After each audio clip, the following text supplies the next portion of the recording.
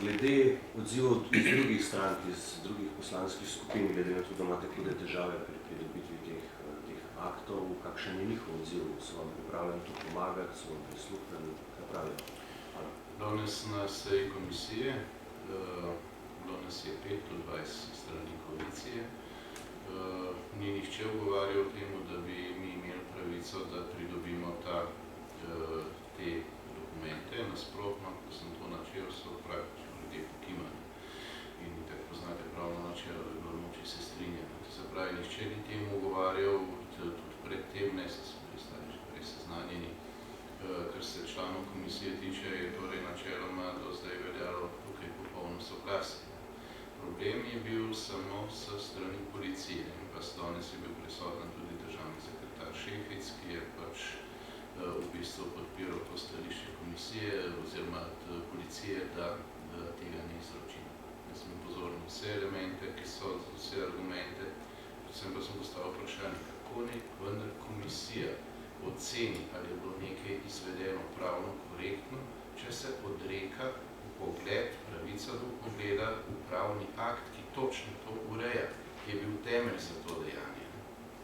In zdaj, tukaj se ponavadi srečamo z dvema elementoma, ki pač jih potem navedejo tisti, ki jih nadzorujemo kot razlog za to, da nam kaj noče pokazati. Prvo je možnost, da kaj uide v javnost.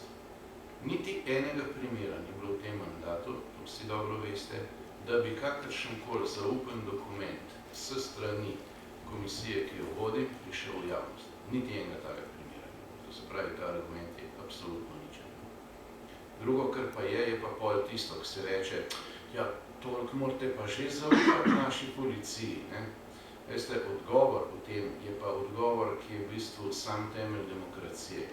Zaupanje je dobro, ampak kontrola je pa še boljše. To mi gre, te so besede Winstona Churchilla. Še kakšno vprašanje? Ja, Sofija Simič, Nova 24 TV. Mene pa zanima, v kolikih primerih so se sodniki odločili, da se podatke zbrane s temi prikritimi preiskovalnimi metodami pravzaprav uniči, ko ne pride do končne kazenske ovadbe. A sploh obstaja kakšen podatek o tem? Po zakonu morajo uničiti.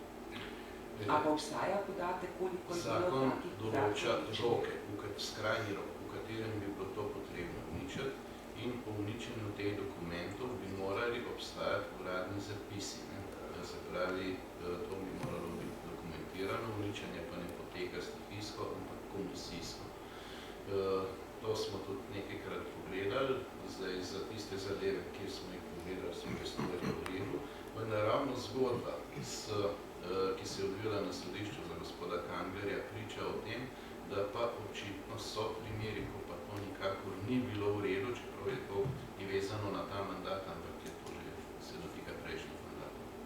In če se je to kdaj zgodilo, in grede imena, ki se pa tam zraven pojavljajo, so pa tudi danes še kako aktualno v samem vrhu policije, je seveda razlog za to, da smo toliko bolj previdni, da toliko manj gremo na zaupanje in da toliko bolj zaupamo kontroli. Neposrednih stalnih kontroli. In to bomo delali. Se treba izključiti. Vitomir Petrovič, Planet TV. Omenili se, da so vaši predhodniki ta navodila že dobili, ko so pričeli delati. Ali ste uspeli vsaj od njih dobiti, da vsaj okvirno vidite, kako ne bi izgledala ta navodila, če se niso kaj spremenilo v tem času?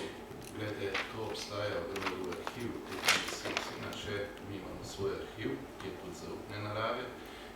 Takrat, to je bilo v prvih mandatih dela te komisije. Do nekaj mandatov nazaj, ne vem točno do katerega leta, do nekaj mandatov nazaj, so vedno člani komisije, ko so začeli svoje delo, dobili tudi razmnožene vse te razna strokovna navodila, pravilnike, ne vem kaj še vse, kar je pač teh aktov, zato da so jih lahko uporabljali pri svojem delu. Zato je edino logično, še enkrat povem, se gre za to, da vendar podcenjujemo mi v svojem delu, koliko je tisto, kar delajo tisti, ki jih nadzorujemo, skladno z ustavo, koliko je skladno z zakonom in koliko je seveda skladno z drugimi pravnimi akti, ki urejajo njihovo delo. In seveda, ko so ti akti sami sklajeni z zakonom, konec koncev pa zastavo, in če dvomo o tem, potem so potem metode in institucije, ki o tem dokončno odločijo.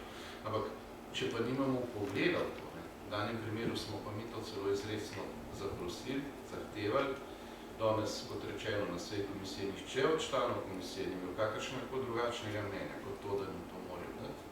Tudi s tistimi, ki jih ni bilo, sem in grede v tem času že govoril, pa so tudi tega mnenja, da bi to absolutno morali imeti. Potem se postavlja vprašanje, kaj skrivajo. In še enkrat samo povem, slaba vest je huda reča, ker si drugače tega ne zna razložiti. Ker bi je nelogično. Prosim. Kako lahko... Da, dovoljte, sam še razpodelam. Ja, gledajte, mi ne vemo, ali je to, kar je v arhivu, tudi pravilnik, ki velja danes.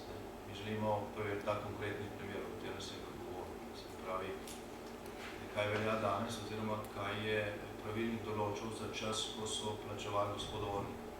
Za tisti čas želimo preveriti, ali je temu res tako, da so kar na nekem nivoju oddelka odobravali ta izplačila, kot je bilo rečeno, ali je moral podpisati tudi kdo od višjih šefov. Tega ne moramo ugotoviti na podlagi arhiva, tega lahko ugotovimo samo na podlagi pravilnika, ki je danes veljavno.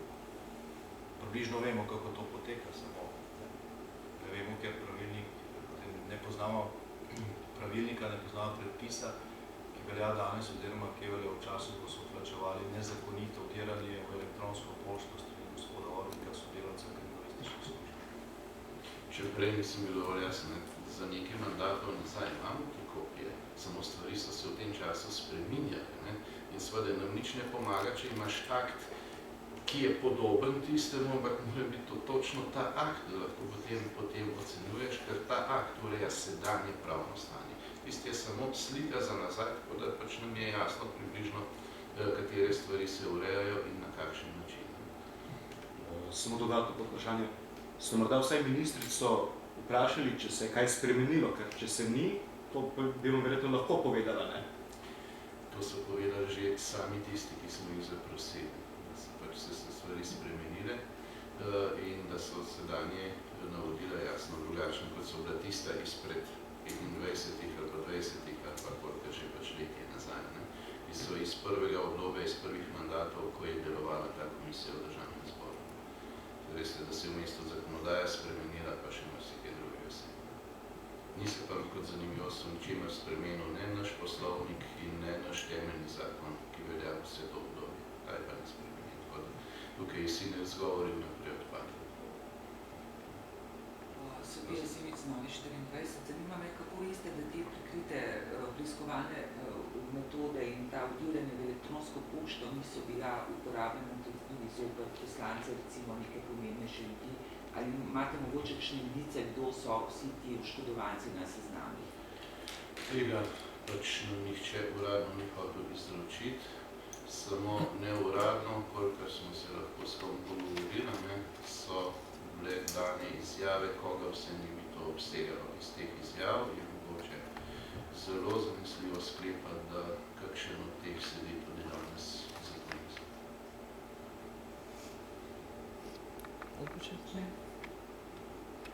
Nina Marzikar, RTV, gospod Janša, dejali ste, da boste vztrajali na tem, da boste uporabljali vse parlamentarne inštrumente, ki so na voljo. Kaj konkretno ste imeli v misli? Vse parlamentarne inštrumente, ki so na voljo.